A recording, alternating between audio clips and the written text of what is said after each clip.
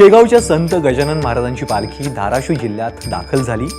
बीड धाराशिव जिल्ह्याच्या सीमेवर कळंब येथे या पालखीचं मोठ्या उत्साहात जोरदार स्वागत करण्यात आलं।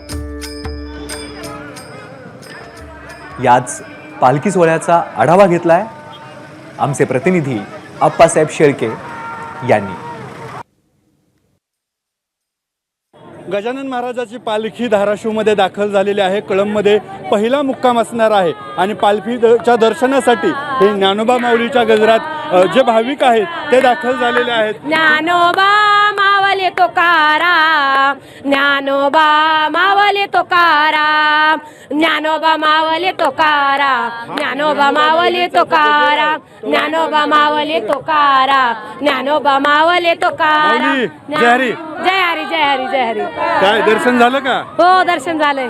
कसं काय वाटलं? समाधानाचं वातावरण? एकदम छान वाटलं। आमच्या नगरीमध्ये स्वामी श्रींचं आगमन झालं, खूप छान वाटायले। किती गोड गोड तुझे नाम, किती गोड गोड तुझे नाम, माझ्या विठ्ठला माझ्या विठ्ठला माझ्या विठ्ठला माझ्या विठ्ठला रे, किती गोड गोड तुझे नाम।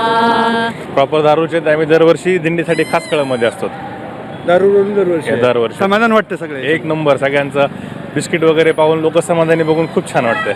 विठुरायाच्या जी काही ओढीनं ही पालखी जात असते त्या पालखीच्या दर्शन सोहळ्यासाठी लहानापासून थोरांपर्यंत मोठ्या प्रमाणात ते उत्साहात लोक आहेत ते कळंबमध्ये दाखल होत आहेत। अप्पासाहेब शेळके, एबीपी माझा, धाराशिव, कळंब।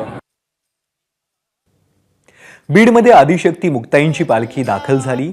या निमित्तानं पालखी मार्गावर असलेल्या धोंडीपुरा येथे एका कलाकाराकडून विठ्ठल रुक्मिणीची तब्बल 10 फुटांची मूर्ती साकारण्यात आली आहे।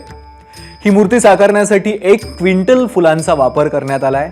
गुलाब, झेंडूसह अनेक विविध रंगी फुलांपासून साकारलेली ही विठ्ठल रुक्मिणीची मूर्ती प्रत्यक्षात आणण्यासाठी या कलाकारांना 2 दिवसांचा कालावधी लागला। 2 दिवस राबून या कलाकारांनी ही अतिशय देखणी, अतिशय सुबक अशी फुलांपासूनची विठ्ठल रुक्माईची मूर्ती बनवली आहे।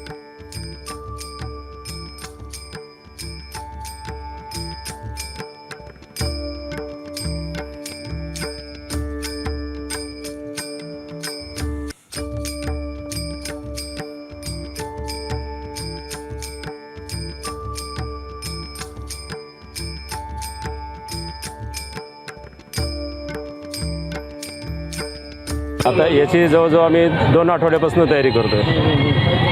आणि हे जे पोस्टर आम्ही पुण्यावरनं घेऊन आलो तयार करून, याला साधारण फुलं असं वेगवेगळ्या प्रकारचे फुलं वापरतो। गुलाब वापरतो, शेवंती वापरतो, ऑर्चिडचे फुलं वापरतो, झेंडूची फुलं वापरतो। सगळे मिळून फुलं मिक्स करून वापरतो त्याला। 2 दिवसात काम पूर्ण होऊन जातं, कारण फुलं नाशवंत असल्यामुळे त्याला आम्हाला तयारी अर्जंटमध्ये करावं लागते, जास्त मनुष्यबळ वापरतो।